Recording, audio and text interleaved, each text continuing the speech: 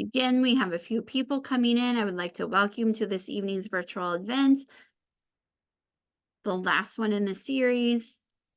And we'll just slowly get started as we still have a few people coming in to our program. My name is Amy Mangus, and I am the Assistant Director of Admissions here at the Ohio State University-Newark campus, and we have a lot of material to cover.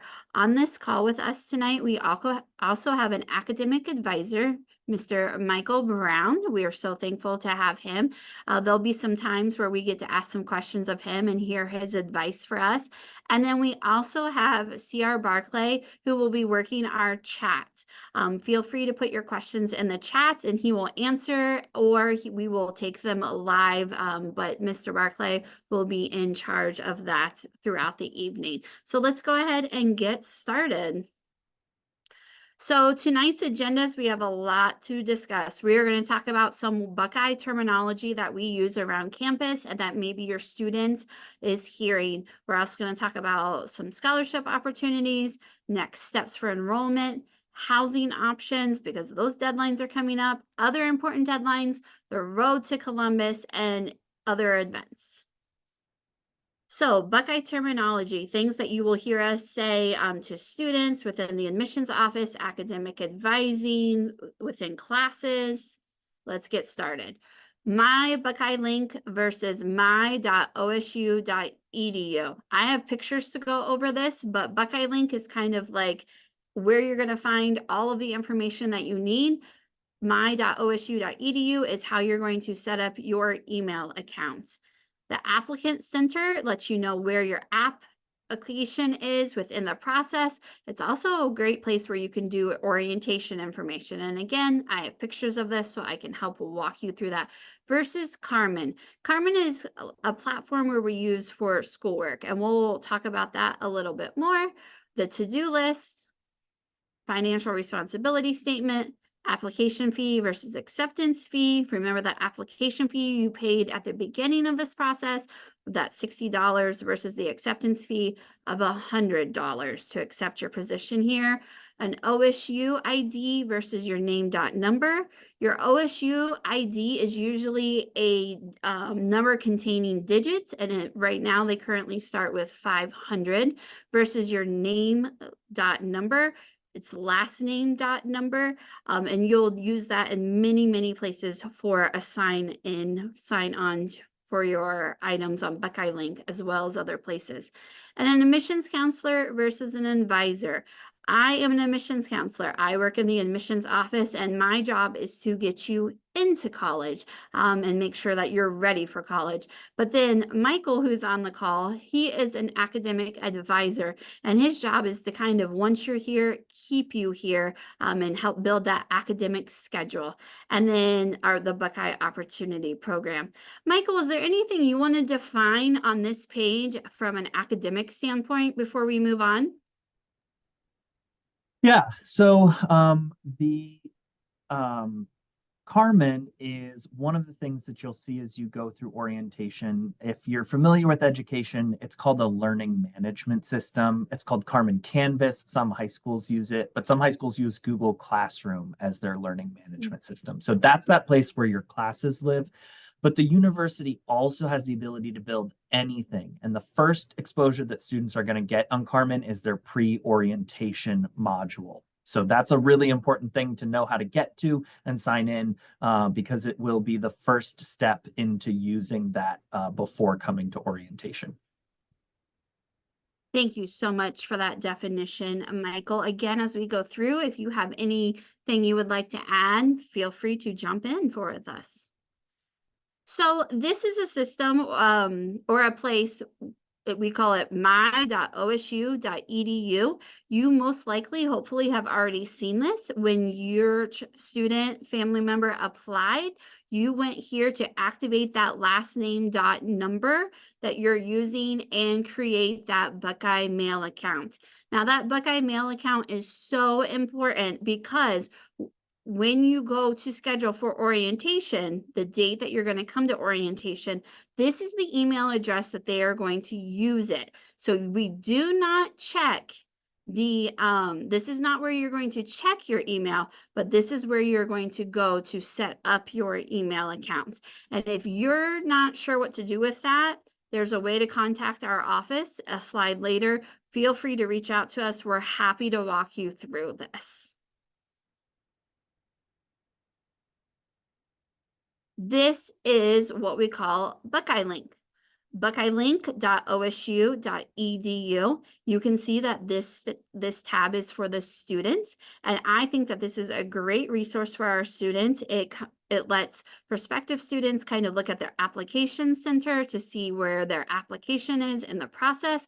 But for our current students, it's a quick link over on the right to let you get to Carmen Canvas, which Michael talked about, the to-do list, your applicant center, your financial aid, all kinds of great things. Workday, if you're trying to look for a job on campus, Buckeye Learn, anything like that. Those are your quick links of where you're going to go. So again, this is kind of a place, if you need your references, this is where you're going to go. Michael, do you have anything about how students use this once they're a student? Yeah, so most students are going to use this page to go to their My Buckeye Link page. And so yes, I will admit it's a little bit confusing. There are 3 Buckeye links at Ohio State. So there is buckeyelink.osu.edu. That is this website. Mhm. Then there is the My Buckeye Link page. That's the student's personal page. They'll see their class scheduled there. They can access their grades, add and drop courses through that page. That's their personal page. The third Buckeye Link is one that they won't encounter unless they transition to the Columbus campus, and that is Buckeye Link the Office. And Buckeye Link the Office in Columbus is kind of a one-stop shop for students related to financial aid, registration, all of those sorts of things. They kind of house that in one office, so they can call that number to get help with their account and things like that if they had questions. So yes, there are 3 Buckeye links, but the most important one is that My Buckeye Link page. That's where students will see their own personal information, update addresses, phone numbers, things like that. And I'm so thankful that you said that, because as we get to it, I actually have a page of an example of a My Buckeye link. This is what I believe Michael was talking about, where at the top, this is a student who is not yet currently taking classes. If so, you would see that the classes were towards the top where it currently says you are not enrolled in classes. You would also see your bill in the middle of a page. Your personal information would come next, which of course we have blocked that out. And then at the bottom, you would have this student, if they want to sign up for their orientation, which we highly recommend that they do, you're going to click on that blue orientation information link, and then you would follow your steps from there. I also want to point out on the right side, there is something called the to-do list. And for this student, and most of it, it's going to look fairly similar. You are going to need your final high school transcript. Now, that's not going to be something that you want in April because you have not graduated yet. We want to make sure we have it when you have graduated. Make sure that before they send it over, they have signed it. And when I say they, I mean your high school. We also have the financial responsibility statement. The student has to do the math placement B test, and then selective service registration. So for our males, they will be required to fill out the selective service. And then there is a button that says more. Now, few things about this. Once you click something and you do it, it should fall off your to-do list once that we've received it. The second thing is it's not a one and done. So that means that this week you might get everything finished, but other things are going to continue to add to that to-do list. So it's important that families, students, that you are checking your My Buckeye link so that you know what is on your to-do list. And then the great thing is anything that's blue on that to-do list, you can click on it. It will give you more information of how you're going to complete those steps. Now, if you're looking at that and you're not quite sure what the Math B test is, you're still going to work with your your admissions counselor right now to work on that. We can help you. We can walk you through how to do that, as well as if you're not sure where to send a high school transcript, we are happy to help explain that as well. Michael, is there anything you would like to say about this page? Yeah, so one of the best ways that you can have a good orientation experience is to make sure you've done your to-do list before you come. So that placement tests are all super important. And that financial responsibility statement is actually also the reason right above there in that holds box that you see a hold. Mhm. Everybody has to do financial responsibility. You should read the statement in its entirety. My short answer is it is the terms and conditions for enrolling. It talks about what happens, what you'll get charged, things like that, and what your responsibilities as someone enrolling at the institution are from the financial side of things. And so you can't register unless you do that. So if you go through all the whole process and we get to that scheduling room in orientation and that hold is still on your account, we're going to have to stop, send you off to make sure that you've read all of that stuff and then come back. And that sort of delays things. So really getting that to-do list done, making sure it's all cleared out is the best way, except maybe final high school transcript. Sometimes those take a long time to send that one. But everything else is, it's usually better to try to get everything done. Fantastic. Thank you so much for your advice, Michael, there. And again, if you have any questions of something on your to-do list, you're not quite sure what you need to do to complete it, feel free to reach out to your admissions counselor in our office. We are happy to help you with that. So just so that you know, costs in applying. These were the prices for this fall. So our current freshmen, our tuition here at the Newark campus is $9,212 before any student financial service package has came out. And then if you choose to live on campus, you see the prices there from the low 8,000s to the high 8,000s for a total of $18,046. And then you also have the price of the Columbus campus there so that you can see the difference of those. And of course, these are the autumn 2023 prices. That's not going to be the same thing for when your student comes in autumn of 2024. We will not have those numbers until I would say probably July, just to let us know.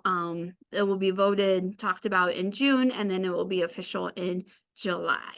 So of course, things that hopefully you know about Newark, you do not have to live on campus. You can live at home, you can commute, and it kind of helps with that cost where you can really save some money if you're able to live at home. And Columbus, of course, does have a 2-year live on campus requirement.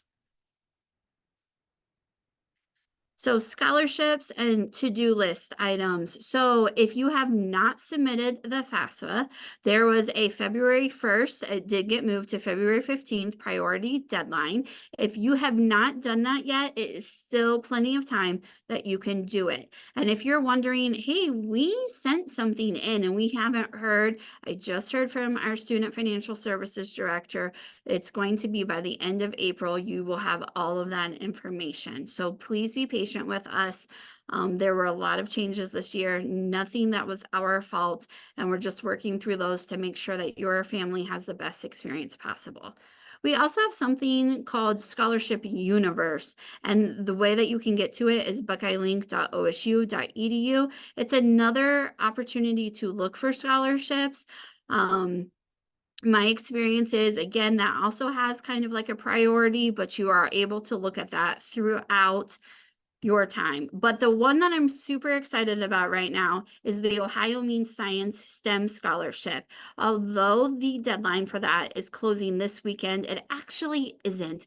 We've talked to Dr. Roberts here on campus, and he is excited to announce that that scholarship is still open. So of course, we're looking for like those STEM majors here, and the information is right there underneath go.osu.edu/OHMS. And we're excited about that. There's a financial part to it for that application, as well as some letter of rec. So you're going to want to look at that and get on top of that as fast as possible if that's something that you're interested in. And then we just talked about our FAFSA. If you need help or if you have financial questions about that, once that package comes in, your admissions counselor does not have the ability to see that information. So in this case, you're going to want to call our student financial services directly, or you will email them. This is a good screen to take a picture of and have it for reference. All right, our next steps for enrollment. So hopefully you've activated that Buckeye Mail. We talked about that earlier. It's the my.osu.edu. Hopefully we've worked on submitting that FAFSA, paying that $100 acceptance fee. We are looking at those complete your to-do list items. And now we're talking about 504s or IEPs.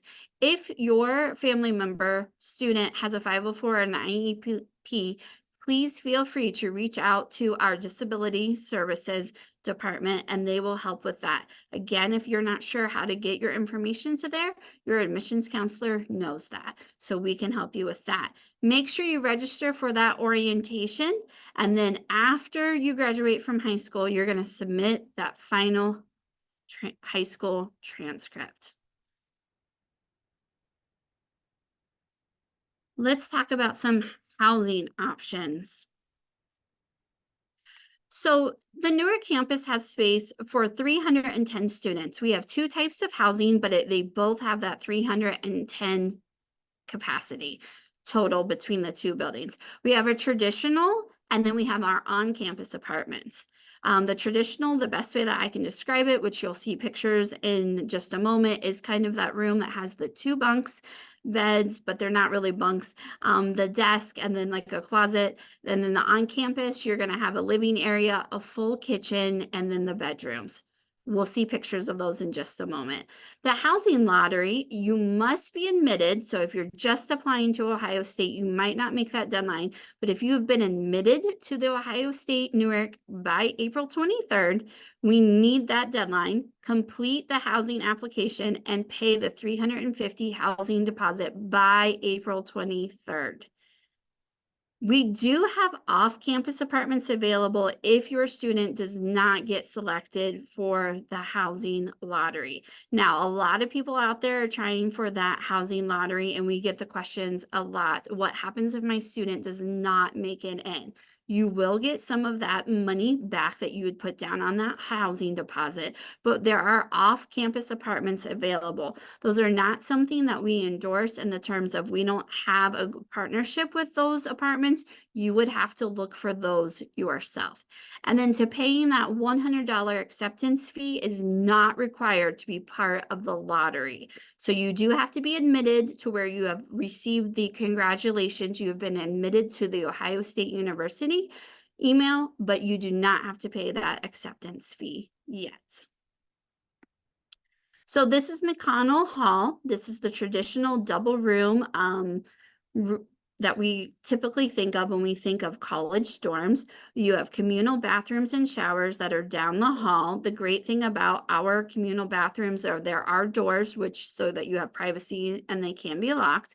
This also includes a 300-person multi-purpose room where there are events not only for the residence halls, but the community. There's a Block O fire pit and a sand volleyball court behind McConnell Hall. And then the apartment style living on campus. There are 4 to 6 students per room. Each room has 2 people. So you either have 2 bedrooms to get the 4 or you have 3 bedrooms to get the 6. And then apartments include bedrooms, bathroom and shower, the living room, and the kitchen. You can kind of see that here where they kind of have that little dining area, living room, and then the full kitchen. All right, so important dates. Now, you should be working on that STEM scholarship that we mentioned earlier this evening. April 15th, the first invitations to orientation have already been sent. So if you're waiting, that $100 acceptance fee will get that email sent to you. And remember, it's going to go to their Buckeye Mail account. April 23rd is when the on-campus housing application is due. May 15th is our national reply date. May through July, you're going to be completing your placement test and attend orientation. Now, if you are attending an orientation in June, you are not going to want to do your items in July. You will want to make sure you do those in May so that you are ready to go before you come to orientation. That's the big key, is being ready before. Michael, I'm going to stop right here and just kind of, as we're talking about orientation, ask you what kind of advice, what's the best thing we should know to get ready for orientation and to make an orientation run smoothly for a family? Yeah. So, as I mentioned earlier, when we were talking about the to-do list, the final high school transcript is not super important to have for orientation because it generally hasn't changed from the one you submitted on your application, except for the fact that it now says graduated. So it's usually something that comes after, especially if you're one in the first couple weeks. Those counselors are obviously sending out lots of transcripts, and so it might not get here. That one's not a huge deal. There are some big deals though. Placement testing. So if you come and let's say you are a business major and you haven't taken your math placement test, you're going to be pretty limited in the classes that you're able to register for because business needs math. And so if we don't know where to place you, you're not going to be able to register for a math class. So getting any placement tests done, math, English, some students should take the foreign language placement test as well. Those are really important to get done before you come to orientation. Now, there are some things out there that always happen every year. One of those has to do with English placement testing, and a student will say, well, but I got a 22 on the ACT, and that means that I don't have to take the English placement test. But in this test optional world, they never sent us their test score. And so when you show up or on your to-do list, it says do the English placement. And you say, why do I have to do the English placement? I got a 22 on the ACT. We don't have that score. So if you want that to count, you should send your score. You can go onto the ACT website and you can get that in and it will attach to your academic record. And then the other thing that is really important related to that and the orientation and making it go smoothly is if you took any CCP classes, making sure that you have sent your college transcript to Ohio State. So I don't have enough fingers and toes to count the number of students who say, but it's on my high school transcript. Why isn't it? Why don't I have credit for it? College credit is really strict. The university will absolutely not accept any college credit that is not on a transcript from that institution and sent directly to Ohio State. And directly to Ohio State, the institution, not Amy Mangus, not Michael Brown, not C.R. Barclay. If you send that college transcript to one of us, you're going to have ordered it. It'll come to us and we can't do anything with it. I've sent transcripts off to the transfer credit center and they say, no, we can't count it. So when you order that college transcript for CCP credit, it's really important to follow that institution's transcript ordering guide and then select Ohio State as the recipient. If it's digital delivery, usually just choose it from a dropdown. If you do have to put in an email address or a physical address, a mailing address, those are available on the registrar's website. And you can talk with your admissions counselor about how to send transcripts. But it's that complete academic record that's really important. So if we're missing things like AP scores, the ones they're taking this year, it's okay. You can kind of guess what you might have. And as advisors, we'll have these drop-in times later in the summer, but it's that complete academic record. So making sure you've done all placement testing or submitted any standardized test scores, making sure you've sent any college transcripts, and making sure that when you come, you are completely prepared and we know everything about any college credit or classes you may have taken. That's really the most important thing, because if you come without those things, scheduling is not a fun time. And usually have to come back later, call us over the phone weeks later once everything's, and we have to make adjustments. So you want to get there and you want to be ready and you want to have everything. So when you leave, you know that nothing will change by the time classes start. Thank you so much for that. I know that when I've had some people ask about CCP credits being on their high school, I like to explain it that one person, when they're processing, it's about getting you in, and the other, it's in somebody else's job to actually give you that credit. So admissions to get you in is one person, which is great. We're just looking to make sure you're in high school, but that CCP credit is from somebody else. So that's why it is so important that you send it in, because it's not the same person person looking at both of those things. The other thing that I would say, just a little tip, like Michael said, it's okay if we don't have that transcript necessarily in June, especially like if you have one of those first orientations, but most schools will close for July. So you want to make sure that they are sending your final high school transcripts before they go on vacation and have some break time in July. So to get us back, you're going to complete your placement testing, you're going to attend orientation, and then August 19th, convocation, and then August 20th is your first day here as a Buckeye. Now, another thing that we often get, remember that students, they begin at Ohio State-Newark and we transition to the Columbus campus.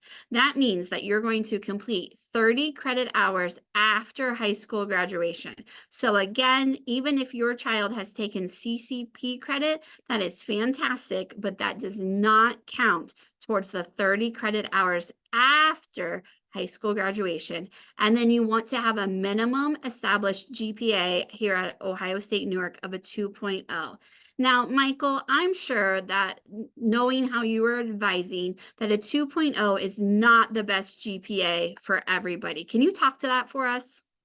Sure. So a 2.0 GPA at Ohio State equates to a C grade. Okay. So C grades are worth 2 grade points. And if you had all C's, you would have exactly a 2.0 grade point average. But 2.0 is the minimum GPA that you are allowed to get without being in an academic standing situation. So if it's below that, that's a bad academic standing, and there are processes that you would have to go through for that. So 2.0 is really the bare minimum.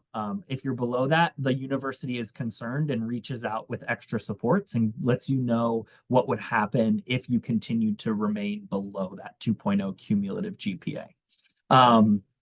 So yeah, 2.0 is really the minimum. The other thing to know is that many programs at Ohio State are competitive and have higher GPA requirements. So they're perfectly fine. Some majors out there where 2.0 is the only GPA required in order to graduate with that degree. But there are some that won't even consider you if your GPA is that low.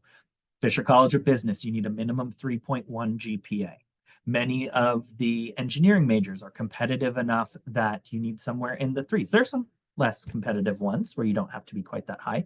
The College of Nursing requires a 3.2 college GPA in order to be eligible for their program. So really 2.0 is just sort of the bare minimum. Students should really be aiming for higher than that. In order to be successful academically, but also campus change to the Columbus campus, should that be their goal.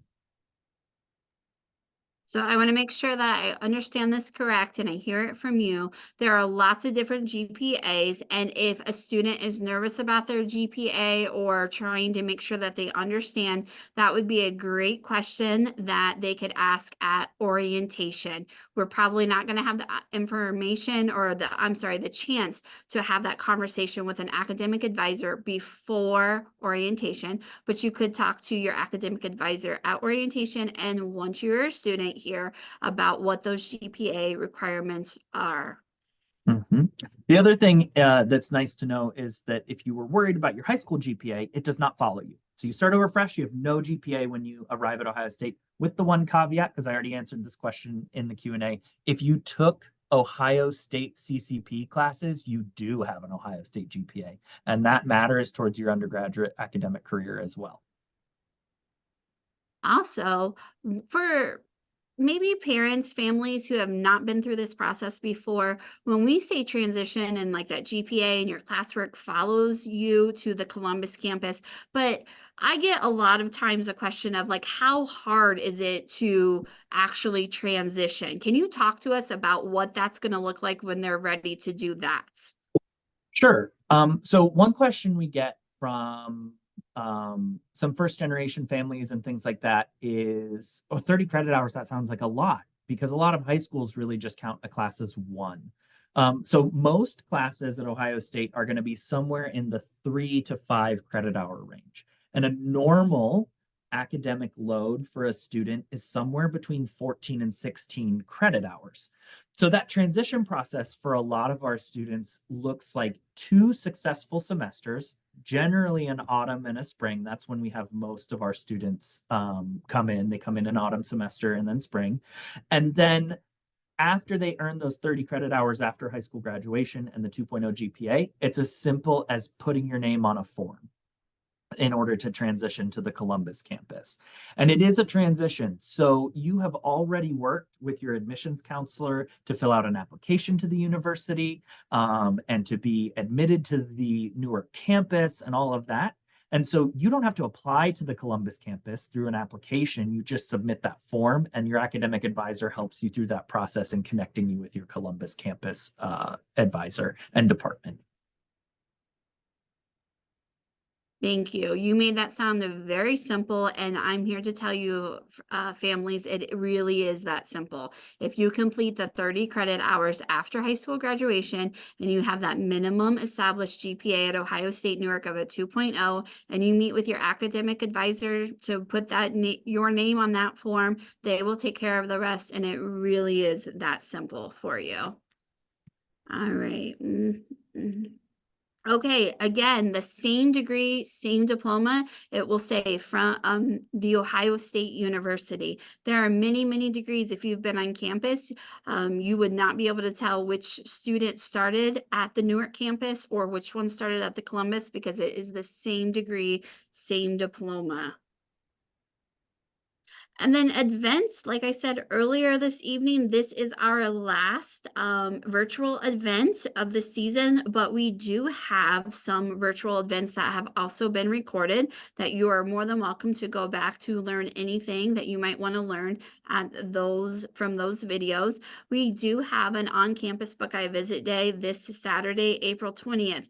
This is not a day for orientation. Those orientation dates are beginning in June. So if you're come on Saturday thinking that it's an orientation, it is not an orientation.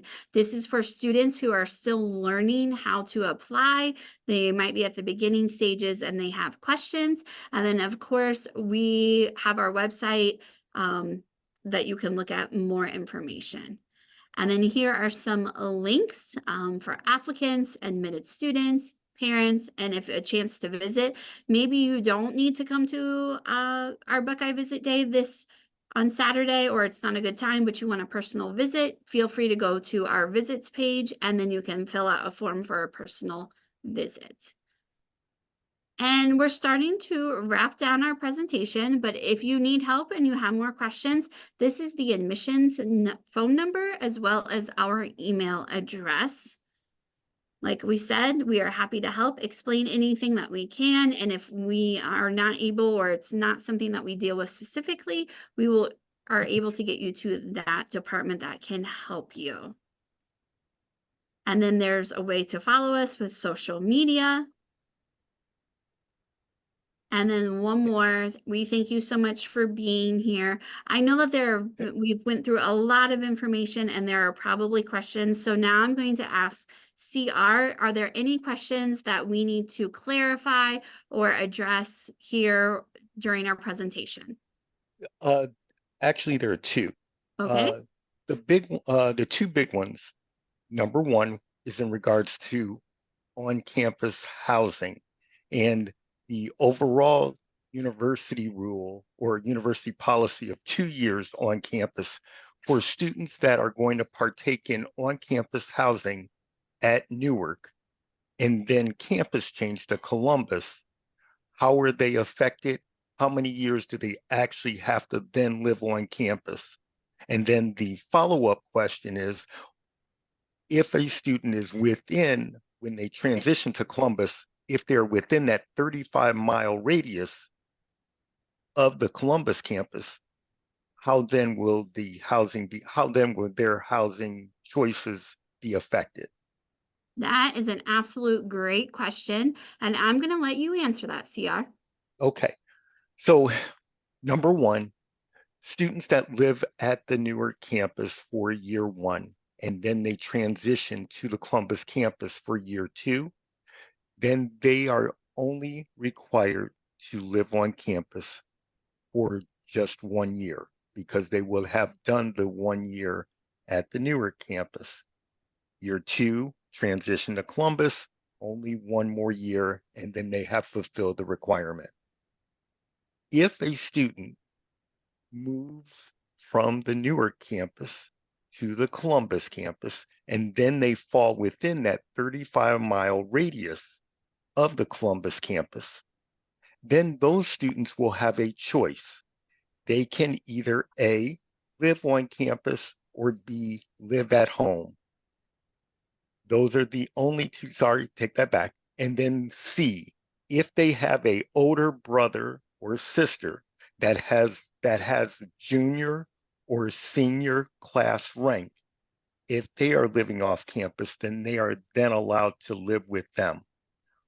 Other than that, the student must live at home or live on campus for their second year.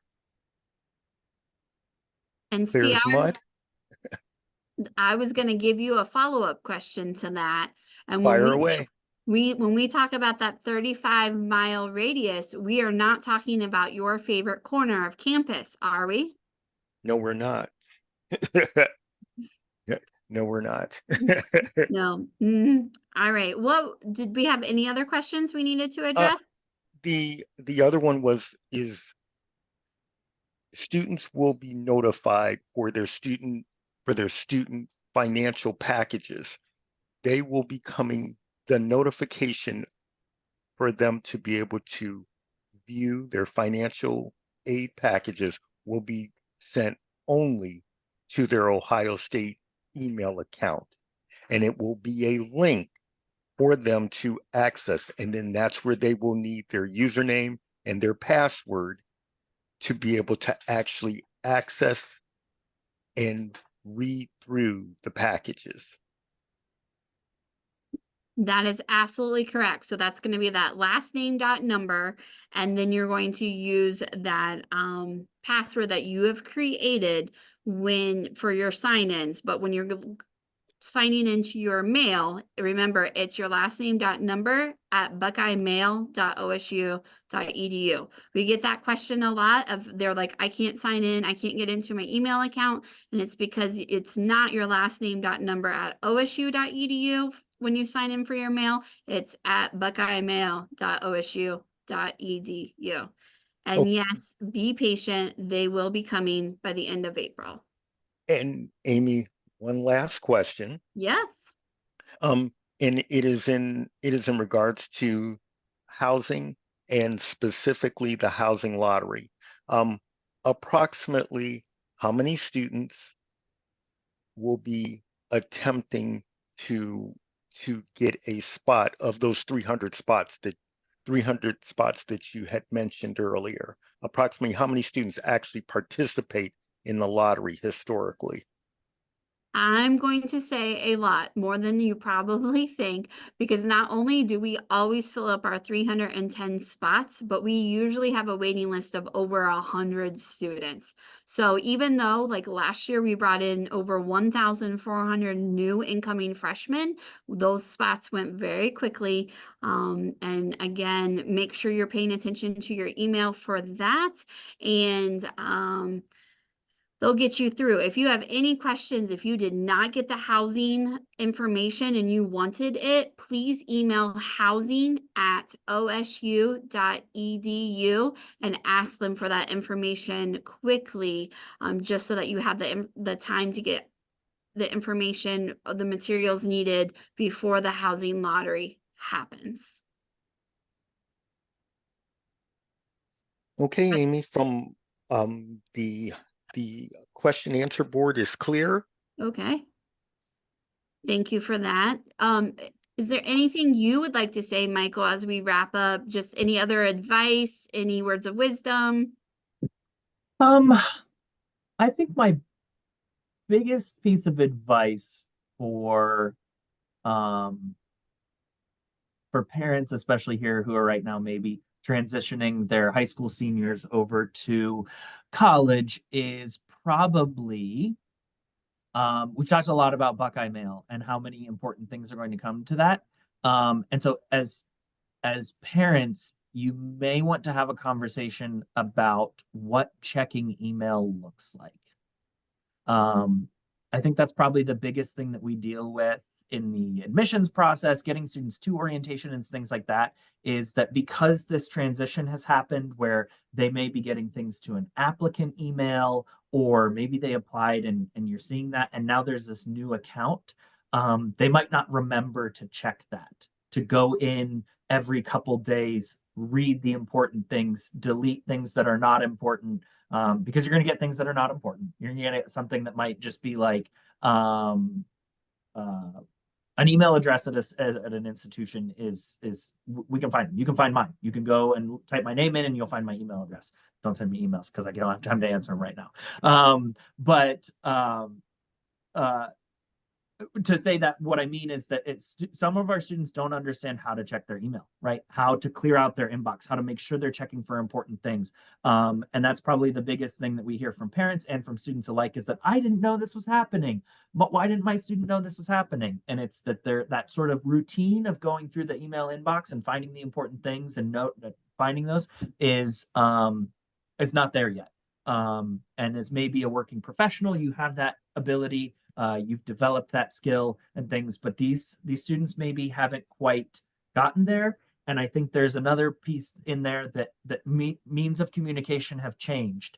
But email is still really important for the university. It's important in business and things like that. And so getting those skills sort of together right now is probably your best way to support your student as they prepare for orientation, because really that Buckeye mail is going to start filling up with important things to do and important invitations and things like that. So I would say that's probably the most important way, is to help them develop that habit right now of what does it look like to check email? What does it look like to get those things done that the university is asking you to get done so you can enroll successfully for autumn semester?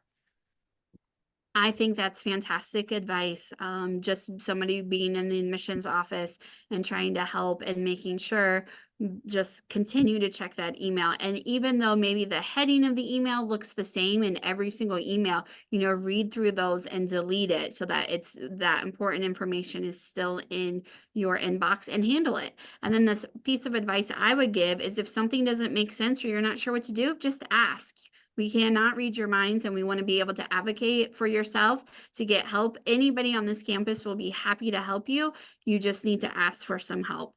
But with that, I am going to say thank you so much for attending this evening, and you are free to go. So thank you so much for coming, and I hope you have a great evening.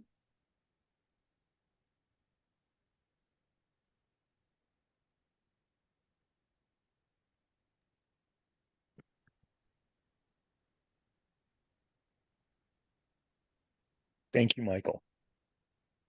I see you're responding to our friend. Thank you.